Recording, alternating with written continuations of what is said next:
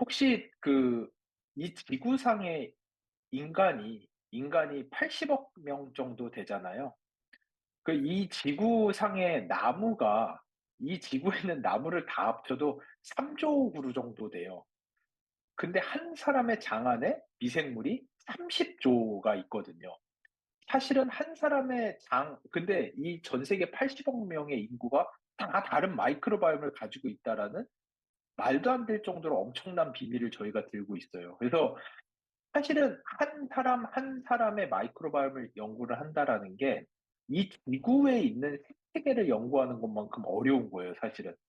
저희는 80억 개의 다른 지구를 연구해야 되는 수준으로 마이크로바이옴이라는 게 어려운 학문이기 때문에 거의 한 15년 전에 나야 사람들이 마이크로바이옴에 대해서 조금 이해를 하고 연구를 할 수 있는 과학 수준이 도달한 상황이거든요. 그러다 보니까 이 지구만 보더라도 예를 들어서 이 지구에다가 화학 비료를 한번 썼을 때 그 화학 비료가 땅에 있는 미생물과 나무나 식물에 의해서 어떻게 다른 화학 비료가 구조로 변하고 그게 녹아서 물에 들어가고 결국은 물을 사람이 먹음으로써 사람에게까지 도달하는 그 일련의 과정을 연구한다라는 게 극도로 어렵다라는 건 여러분들도 상상을 하실 텐데 한 사람의 마이크로바이옴을 연구하는 게 그 정도로 어려워요. 근데 왜 도대체 마이크로바이옴이 이렇게까지 각광을 받는가?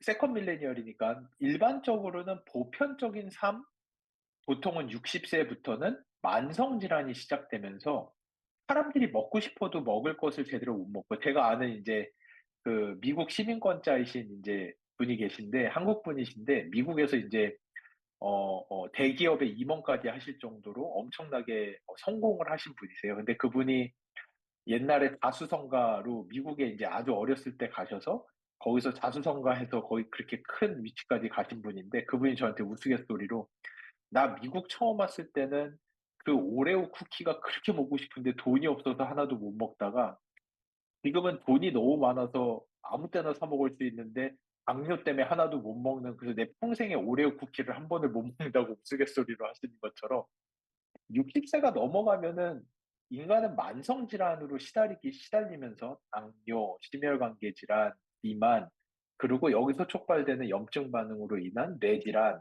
우울증, 불안증, 알츠하이머, 그리고 당 주변의 염증 반응에서 시작이 되는 소화기계 암, 위암, 대장암, 초췌장암, 이런 무수히 많은 만성 질환에 시달리고 결국은 사는 게 아닌 병원에 그냥 누워서 남은 여생을 지내야 하는 어떤 과학자가 말하듯이 재수 없으면 200살까지 살겠어라고 하는 그런 시대에 저희는 있는 거거든요. 그러다 보니 헬스 앤 웰네스라는 개념으로 진짜 우리 죽기 직전까지 건강하게 하고 싶은 거 다 하다가 1년만 고생하고 죽읍시다. 라는 게 요즘의 과학계의 가장 큰 트렌드예요.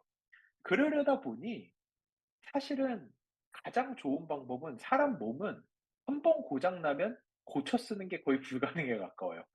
어떤 거냐 하면은 저희가 라스라는 질병의 치료제를 개발해서 현재 호주에서 임상 이상 승인을 받아서 신약으로 개발을 하고 있거든요. 이게 무슨 약이냐면 대장암 관련된 약인데 대장암은 완치율이 95%예요. 의사들 입장에서는 문제가 되는 병이 아니에요, 대장암. 근데 문제는 대장암 완치자의 50에서 70%가 배변 조절 장애를 가지게 되세요. 하루에 변을 보러 화장실을 20번을 가야 되고, 변이 새어나와서 기저귀를 타고 다니셔야 돼요. 이게 여러분은 요즘엔 40대부터 대장암이 많이 걸리는데, 40대에 대장암 걸렸다가 1, 2년 만에 완치되고 나서 그 사람이 80살까지 산다면, 80살까지 그게 인생이 아니잖아요. 매일 기저귀 차고, 하루에 변 보러 화장실 20번씩 가면서, 이거는 사실 사람 몸이 그 정도로 한 번 고장나면 고쳐 쓰기가 어렵기 때문에 그 이전에 사람 몸이 고장나기 전에 미리미리 예방해야 된다. 그래서 헬스케어 4.0이라는 거는 한 사람의 미래를 예측하여 건강을 지킨다라는 것이 화두였고 이거를 하기 위해서 그 무수히 많은 과학자들이 사람의 게놈 정보, 유전자 정보를 알므로써 유전자만 알면 그 사람의 미래를 알 수 있다. 일부 맞아요. 그래서 엔젤리나 졸리가 유방 절제술을 할 정도로 허투 리세터가 나와서 언젠가는 유방암에 걸린다라는 두려움에 유방 절제술을 할 정도로 유전자도 특정한 질병에 대한 예측력은 있어요. 하지만 유전자보다도 훨씬 더 빠르고 정확하게 우리가 관심 있는 여러 가지 질병을 예측할 수 있는 건 마이크로바이옴이라는 게 이미 알려져 있어요. 여러분이 마이랩을 6개월에 한 번 정도 해야 될 정도로 마이크로바이옴은 한 사람의 마이크로바이옴은 계속해서 변해요. 근데 이 변화의 패턴이 가다가 아주 드라마틱하게 변하는 순간들이 생기는데 그게 과학자들이 어떻게 정리를 했느냐? 특정 질병이 걸리기 1에서 3년 전에 가장 드라마틱하게 변한다고 해요, 마이크로바이옴이. 그러다 보니 마이크로바이옴에 대한 연속성 데이터, 지금 마이랩과 같이 6개월에 한 번씩 여러분들이 분석을 하시면서 데이터가 계속해서 쌓이다 보면은 결국은 나중에 그냥 들어오신 분조차도 그 연속 데이터 안에서 만들어진 알고리즘을 통해서 나의 1년에서 3년 뒤에 어떤 질병이 걸리게 될지 예측할 수 있는.